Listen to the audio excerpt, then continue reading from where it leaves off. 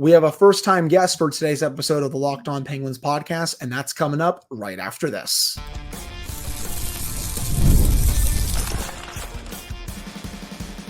You're Locked On Penguins, your daily podcast on the Pittsburgh Penguins, part of the Locked On Podcast Network, your team every day.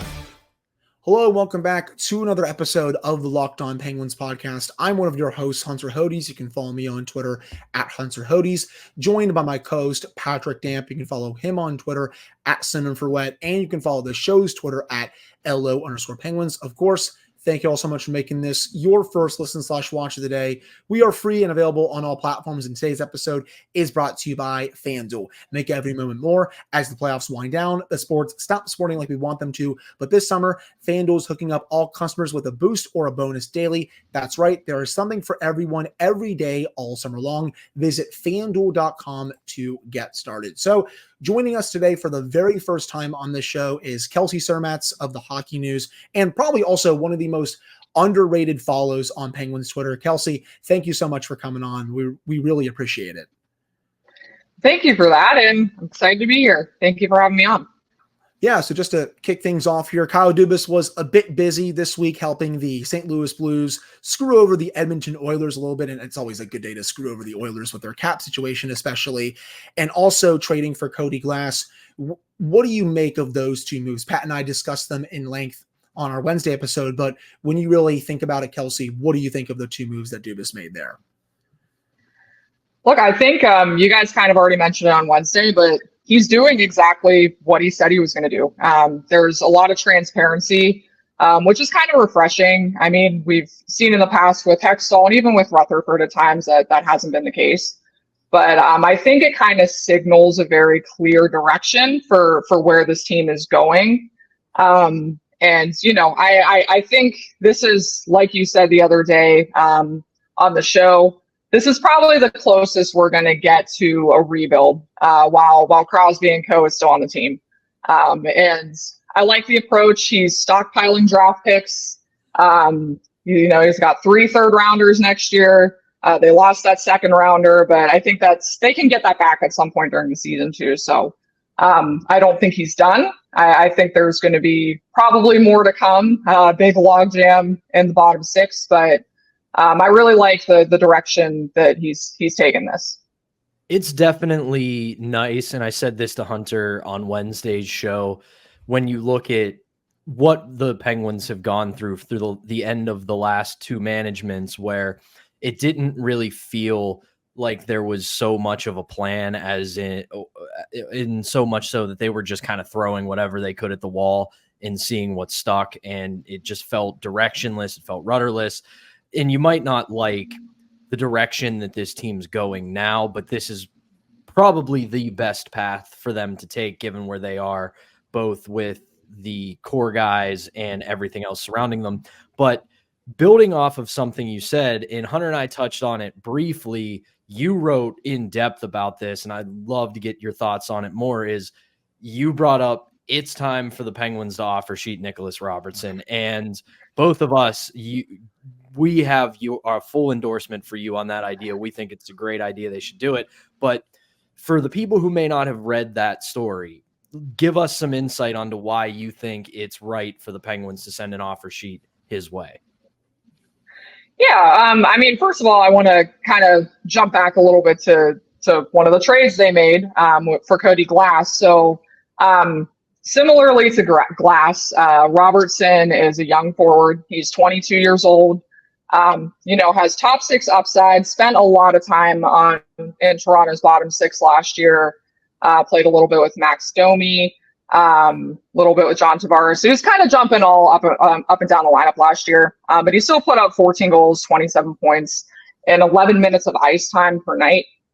He played 56 games, I think. So basically, you're looking at a guy just like Glass who needs a change of scenery. He requested a trade from Toronto earlier this summer. They extended him a qualifying offer, $813,000. He did not accept it. So just the whole situation brewing here, I think it presents a perfect opportunity for Dubas to really jump on this. And And I think it would kind of also signal that same direction that they're taking with players like Glass, where, here's a guy who would be low cost, low risk, high upside. He's young, and, you're kind of still throwing something at the wall for this season. I think that's kind of their general approach. They're stockpiling draft picks, but they're kind of hoping to compete. You know what I mean? I don't think they're trying to compete, but it's kind of, well, if it works out, great. If it doesn't, fine. And this is one of those cases where you can take a chance on a guy who has a lot of upside. I mean, he can slot right in next to Crosby on the left. He's got a shot that plays well at the NHL level. He's got a decent two-way game. I know you mentioned, Pat, the other day that he's not afraid to play physically as well. So I really think that this is just a great opportunity for Dubas. And if he offers in that upward range, you're that $2.29 million, it'll kind of force Toronto's hand a little bit. They're cap strapped. They're only $1.2 million under the cap. And, they have that Hawk and Pass contract that nobody really knows what's going on with. If they end up finalizing that, that's another $1.5 million, and they already have to offload salary. So if anything, it forces Toronto's hand. It gives Dubas this chance to kind of be a villain in Toronto again. And yeah, I mean, I'd love to see that happen. Yeah, I mean, a revenge offer sheet would just be so much fun to see, just because of the meltdown I think that would ensue in Toronto. But I do think for Robertson, yeah, we discussed this a little bit. He's just a really good middle six option for this team. As you said, he can play up with Sidney Crosby if, for example, Drew O'Connor doesn't work up there for some games, but it also does allow O'Connor to move down to the third line, which, again, at times I do think is more comfortable for him, just because I'm not fully sure he's going to be a full-fledged top six winger for the rest of his career, but he has shown it in spurts overall. And I also do agree with you about just this season in general. I don't think the Penguins are fully trying to be good or great this year. I think their best case scenario, as I said on Wednesday, and I think you definitely agree, it sounds like if they make the playoffs, great. That's better than expected. They win a round. I think that's even way better than expected. But just based on all the moves they've made, they're just like, yeah, we're kind of setting up for these next few years. But hey, if we still go on a really fun run this year, the more the merrier. At this point, I think the same situation I think you could be said for the end of last season, where they got in. That would have been awesome. But it's kind of the similar for this year too. Yeah. And just to piggyback off of something you said there too, and jumping back just a little bit for a second, I do think this approach to stockpiling draft picks is a really smart move by Dubas on many fronts. Especially, if they're trying to still compete in the Crosby era, which I do think they're going to try to compete while Sid's still here. I think that much is apparent. They're kind of trying to, I think, rebuild on the fly, akin to something the Capitals have done, the Blues are trying to do. There's a couple other examples out there. But the nice thing about stockpiling these picks is that it gives you options. It gives you a little bit of flexibility. Dubas doesn't have to keep all of them. And that's why, when you have 3 third-rounders next year and the offer sheet cost for Robertson is kind of projecting in that same range, that's a player you take a chance on. And that's a pick that becomes expendable. So, keep stockpiling draft picks, and like I said before, take chances on these young forwards that need a change of scenery. Right. And the other thing that I am a huge fan of, building off of your point, is you look at the way Kyle Dubas has kind of operated when he was in Toronto. He did the same kind of thing with draft picks. You would see him trade back at the draft a lot to get, say, 2 picks in the third or 2 picks in the fourth, rather than 1 in the second and 1 in the third. And when you play that numbers game that everybody knows the draft is, you probably have a better chance of getting a valuable NHL player, or at the very least a prospect that can help you later on, when you have multiple picks in a round rather than just 1 pick per round. And when you look at his stated goal of, we got to rebuild this prospect pipeline, there is way better odds for him to get viable prospects with multiple picks per round, rather than, okay, we got this first round pick, we got this second round pick, maybe a third round pick. So big fan of that. Overall, though, I look at this strategy and I think, and I want to get your thoughts on that real quick, is I think it gives them two directions. If this team somehow finds a way to be competitive this season, you now have a boatload of picks and a lot of them become expendable, and that can actually help you if you're looking to make some kind of a push. Oh, absolutely. And I mean, if we're being honest, at the juncture that they're at right now, I mean, I know I've seen all the fans clamoring for someone like Line A and stuff. Those things don't really make sense at this point. But I mean, to be honest, they have really shored up some bottom six depth this year. I think it's worth noting that they're starting the year without Gensel. So in terms of them being better on paper this year, I'm not sure that that's the case. But I mean, I think another factor here too is with David Quinn. We know how the power play's kind of basically been the reason they missed the playoffs the last 2 years. And it'll be kind of interesting to see that play out too, because if they can get their power play back to even league average, I mean, they'll probably be around the same spot last year where they're hanging around. Come deadline time, they're just kind of hanging around a playoff spot. So stockpiling these picks just gives you options, like I said. And I think that flexibility is something that they haven't had in a very long time. And as you said, to kind of piggyback off that, it gives you multiple directions. And you can kind of react rather than, worry about keeping all the cupboard stocked. Because, I mean, they have a lot of picks at this point. So it gives them a lot of options and flexibility to react to how the season's going. For sure. And I'm hoping that Quinn does invigorate some fresh ideas for this power play and get them just away from some of these old habits that it feels like they've had for the last several years at this point. But that'll do it for this first segment. Coming up in the second segment, we're going to continue our conversation with Kelsey, get her thoughts on who her favorite acquisition has been from Kyle Dubas this past offseason, plus other things relating to the Penguins offseason and heading into the 24-25 season. But before we get to that, we have to tell you all about our first sponsor, and that is FanDuel. I love sports. I love them so much that I never want them to stop. But as the playoffs wind down, we get fewer games, and the sports aren't sporting like I want them to. But FanDuel lets me keep the sports going whenever I want. All you have to do is open the app and dream up bets anytime I'm in the mood. And this summer, FanDuel is hooking up all customers with a boost or a bonus daily. That's right. There is something for everyone every day all summer long. So head on over to FanDuel.com and start making the most out of your summer. That's FanDuel, the official sports betting partner of Major League Baseball. All right, we're back here on this episode of the Locked On Penguins podcast. I'm one of your hosts, Hunter Hodes, joined by my co-host, Patrick Damp, and our special guest, Kelsey Surmacz of the Hockey News. So, Kelsey, Pat and I have discussed this quite a bit on the show over the offseason. If you had to pick one move that is your favorite from the ones that Dubas has made, which one would it be? Yeah, I think I'd have to go with the Glass trade. I think there's a lot of upside there. And I mean, obviously they got another pick, which is huge. 2 other picks, actually. They got the 3rd rounder and the 6th rounder.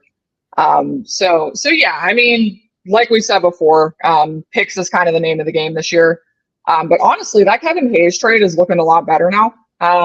Because if you look back on it at this point, they essentially got Hayes for a 5th round pick. There's still retention. And I do think hopefully a change of scenery will benefit him here.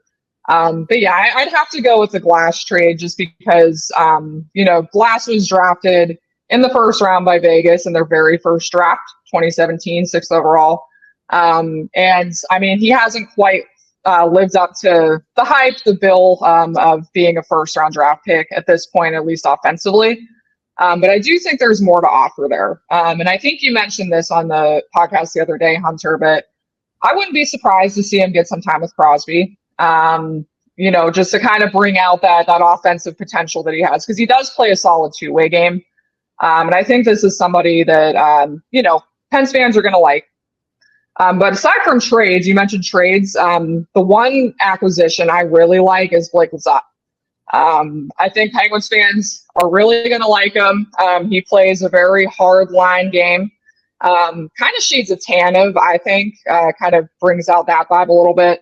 But I think there's a lot of potential with him in the bottom 6 as well. So if I had to pick two, it would be the Lizotte signing and the Glass trade. We're gonna have to keep bringing Kelsey on days when Hunter isn't available, because just they are synced up, because he said the exact same thing. So nice to have us just sitting here agreeing with one another. One other part of the offseason from Kyle Dubas that I think surprised a lot of us, and definitely surprised the three of us on this show right now, was bringing back Alex Nedeljkovic. We all pretty much figured that this guy, if nothing else, there's going to be another middle of the road team similar to the Penguins that's looking for an upgraded net, and he's going to work pretty cheap and look like a viable starting goalie for the work that he did at the end of the season. But I want to get your thoughts on that and just the goaltending situation overall, because I've very much been on record now as saying that now that you have Nedeljkovic back, it basically has to be a near 50-50 split just to keep Jarry fresh and from burning out. But do you kind of agree with that, or do you think this is going to be kind of more of the same for the Penguins this year? Yeah, I do think of all of his moves this summer, that one was definitely kind of the most puzzling. I think most expected him to walk out in free agency. But honestly, to me, this kind of signals, and this is just me kind of spitballing here, but it kind of signals how they feel about Tristan Jarry to a certain extent. That still sticks in my head how they didn't start him in that last Islanders game this last season. And, we've heard rumors of Jarry being on the trade block earlier this summer and at the trade deadline. So it kind of makes you wonder what their, I want to say, long-term plan is for goaltending, but even for this year, because they also have Bloomquist, they have Nurashev now down in Wilkes-Barre. That's probably going to be the tandem down there, I would assume. So, I mean, you have goaltending depth. It's not something they have a shortage of. So I'm very curious to see, if Jarry is still on the trade block, if they do try to move him. I don't think at this point it's going to be this summer. And I do think that that's something you can, be reactive with. If they're kind of out of it, it might be something where they look to move his contract. But I think in terms of the split, I agree with you. I think it kind of has to be 50-50 to help manage Jarry's workload. But also, I mean, just their confidence in Jarry kind of seems to be at a low point. So I'm kind of curious to see how that plays out in camp and to start the season here. Yeah, we've been getting a couple of comments about like, could they still trade Jarry? Could they still do it? It's like, probably not right now, considering A, it's mid-August, and B, I feel like every team right now is pretty good on goaltending. I think that changes though once the season starts, and maybe, a team starter gets hurt or a backup gets hurt, something like that. And maybe that team comes calling, because the Penguins have so much goaltender depth right now. There's not going to be spaces for everyone to start, Wheeling, Wilkes-Barre, obviously the Penguins as well. So that's going to have to be either A, an in-season move for the Penguins if they're really out of it, or B, a move next summer after another year on Jarry's contract. I do want to get your thoughts on someone like Brayden Yager, signs his ELC this summer. I know a lot of people are very excited about him. I mean, Pat and I are very much excited about Brayden Yager, and there's a potential chance that he gets a 9-game tryout, but I do think people need to pump the brakes a little bit on some of his hype. I've seen some crazy comparisons out there. It's like, yes, it's fun having a top prospect in the system, but I don't think this kid's going to be, an 85, 90-point player. He hasn't even played an NHL game yet. But if you had to guess, would you say there is a good shot that he's able to earn a 9-game tryout this year out of training camp? I think realistically, especially when you look at the logjam of forwards the Penguins have, I think at this point it's kind of hard to see him making the roster in any capacity right now. I don't think it's the worst thing for him to go back to juniors for one more year and kind of just work on some things that they kind of want him to shore up his game a little more. But yeah, I mean, before the Glass trade, I would have said that maybe there was a shot, because there's a, they need scoring depth. I mean, that's no secret. But going along with what we said earlier, I mean, I don't think this year there's really a push to compete. They're kind of more hoping to compete this year, but that's not really the focus. And I think in terms of hampering expectations, you don't want to stunt his development. I mean, this is the best prospect the Penguins have had in years, like a long, long time.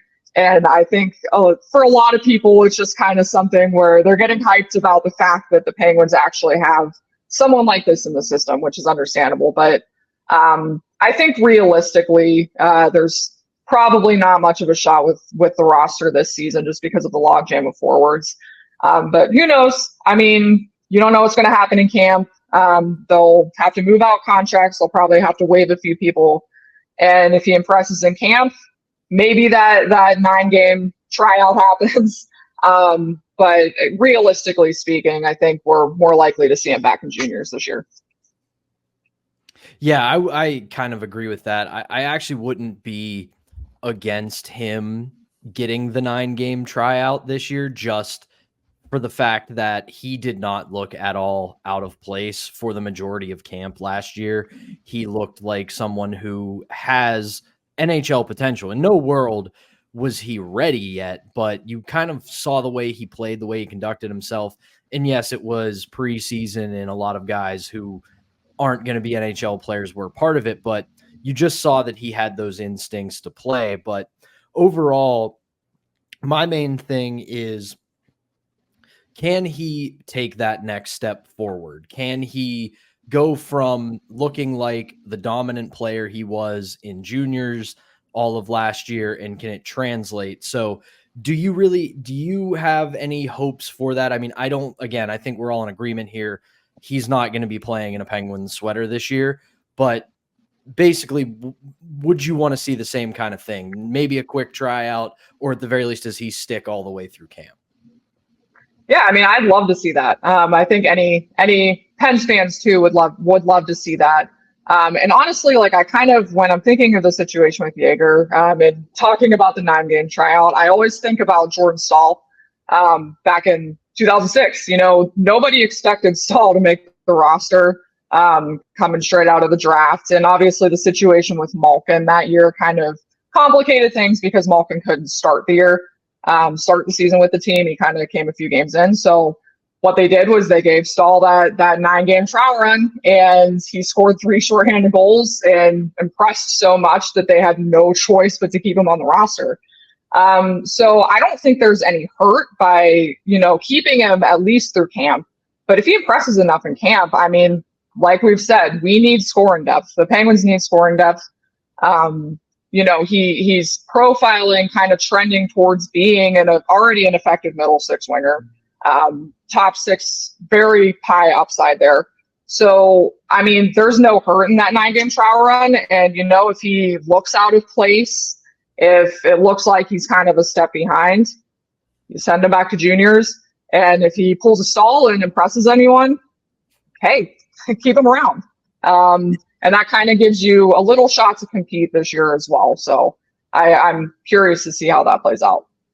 Yeah, they just have to be careful just because I don't want to just burn a year of his ELC for the sake of it. I mean, I know it's going to start next year regardless, even if he doesn't, get the tryout this year, but I just don't want to burn 1 year of it this year at least, just for the sake of it, just because, I want to make sure he will be able to do it for a full season overall. But that'll do it for the second segment. Coming up to end the show, we're going to get Kelsey's thoughts on expectations for Ryan Graves this season and just expectations, I think, for this team overall, where she sees this team finishing in the Metropolitan Division standings. But before we get to that, we have to tell you all about our second sponsor, and that is eBay Motors. Passion, drive, and patience, the formula for winning championships, is also what keeps your ride or die alive. eBay Motors is everything you need to maintain your vehicle and level it up to peak performance. Superchargers, roof racks, exhaust kits, LED headlights, and more. Whether you're into speed, power, or style, eBay Motors has you covered with over 122 million parts for your number one ride or die. You'll always find exactly what you're looking for. And with eBay Guaranteed Fit, your part is guaranteed to fit your ride every time, or you'll get your money back, because with eBay Motors, you're burning rubber, not cash. With all the parts you need at the prices you want, it's easy to make your car the MVP and bring home huge wins. Keep your ride or die alive at ebaymotors.com. Eligible items only. Exclusions apply. eBay Guaranteed Fit is only available to U.S. customers. All right, we're back here on this episode of the Locked On Penguins podcast. I'm one of your hosts, Hunter Hodes, joined by my co-host, Patrick Damp, and our special guest, Kelsey Surmacz of the Hockey News. So I think this year, this is a massive year for Ryan Graves after how bad he was last year. Got demoted to the third pairing quite a bit last season, was well below expectations. I was one of the people who was a lot higher on him than some of the people on Penguins Twitter, but he was just a disaster, whether it's offensively, defensively, in transition, but he just couldn't do anything right. But he'll have a shot at least to maybe start the season playing better on the bottom pairing. I think, to me, he's going to have to earn top 4 minutes again after how last year went. And as Pat and I have discussed a couple of times, Dubas really went at Ryan Graves at his end of season press conference, basically said he stunk without saying it. And if he's just as bad this year or just bad overall, I think they could look to move on from him after this season. But Kelsey, what are your expectations for Graves this year going into year 2 of this very long contract? Well, first of all, I mean, I don't think it can get much worse than last year. I hope not anyways. So, I mean, I know a lot of fans were kind of pulling for them to somehow offload his contract. The reality is nobody wants that contract right now. You're not going to be able to sell off a guy coming off a year like that. A buyout really isn't in the Penguins' best interest right now. So they're kind of stuck with rolling with him. What I do like, and we've talked about, the logjam at forward depth, we got a logjam at goaltending. Well, they also signed a bunch of defensemen this offseason. So I think that'll kind of give Graves more of an opportunity to kind of sit on that third pairing, reduce his minutes, and hopefully find his game a little bit more this year. I think for what the Penguins want him to be, they kind of expected him to almost be the shutdown partner next to Chris Letang. I don't think he's ever profiled as that kind of defenseman. So I'm hoping that this season we see him start to round out his game a little bit more and get more comfortable. And I know even people talk all the time about how it takes players time to get acclimated to a new team. And that's even more true for defensemen. It takes defensemen a while to adapt to new systems, learn, everything that the new system has to offer. So as is the case with Karlsson this year, just kind of hoping to get a little bit of improvement on that end. It's the same thing with Graves. It was a struggle for him last year, and I think being on the third pairing, assuming that Grizzli is on the second pairing, just kind of hoping to see him find his game a little bit more and round out both sides, especially defensively. He needs to be a little bit better on the defensive end, a lot better. Sorry, I rambled a little bit there. But yeah, but that's putting it mildly. He needs to be better defensively. You also brought up another name that the Penguins brought in this offseason. It's another guy that fits into that kind of low risk, high reward, looking for a bounce back guy on the blue line, and that's Matt Grizzli. And I look at his game, and he kind of brought it up himself when he had his introductory media availability and basically said, things just snowballed on me. I couldn't find consistency. I know I'm a better player than this. So you look at his body of work, and I think it's very similar in a sense to Ryan Graves, where you look at the totality of his career and think there's more here than what we saw last season. So for Grizzli, essentially, what are your expectations for that guy? Because similar to how Hunter was pretty high on Ryan Graves last year, I'm buying on Matt Grizzli now because I think there's a lot more there for him to be a valuable part of this team. I agree. I think, it kind of goes along with this whole reclamation project approach that Kyle Dubas is taking to the offseason and the players that he's bringing on the roster. And I think he's another perfect example. He kind of, like you said, there was a lot of inconsistency with Boston last year, and it would just be nice to kind of see him round out his game. I think, honestly, he might be a good fit alongside a Letang or a Karlsson because, in my opinion, I think he's more I would consider him more stay-at-home defenseman rather than Graves. I think that fits the bill for him a little bit more. And, I expect him to kind of find his stride a little bit this year. I don't want to, heighten my expectations too much as we did with Graves last year. Because I'm with Hunter. I had high hopes for Graves. And I think with Grizzli, there's a little bit more consistency in his game, even though he, struggled a little bit last year. But he's shown flashes in the past where, he can be a reliable defenseman. And I think that's all the Penguins need him to be. So as long as the expectations aren't sky high, which I don't think they are this year, hopefully it'll kind of breed this environment where he can, get back to what made his game strong in the first place. Yeah, he was an analytics darling just as soon as a couple of years ago, honestly. That's when I was really advocating for the Penguins to get him on the team. Obviously, his play has fallen off a little bit these last couple of years, but I am hopeful that he'll be able to rediscover that part of his game a little bit. I do expect him to start the season with Chris Letang. I think they're going to do that Pettersson-Carlson pairing that worked really well last year, and then Ryan Graves will go with whoever else is on the third pairing, whether that's, Jackson Ivany, Sebastian Aho, et cetera, et cetera. But last one I have for you here, Kelsey, when you look at the Metropolitan Division right now, where do you think the Penguins stack up? Obviously, I don't think you're going to put them, number one, number two with Carolina and the Rangers and maybe up there with the Devils, obviously, either. But where would you rank them right now when you look at the other teams in the Metro heading into the season? Yeah, I think it's going to be pretty similar to last season. They're going to be teetering right on the edge of the playoffs, probably in that 4-5-ish spot. Like I said, I think a lot of what's going to happen depends on the power play still. So if they can get that power play going and Quinn can kind of figure something out, both with personnel and systemically, I think that they have a shot at cracking the playoffs.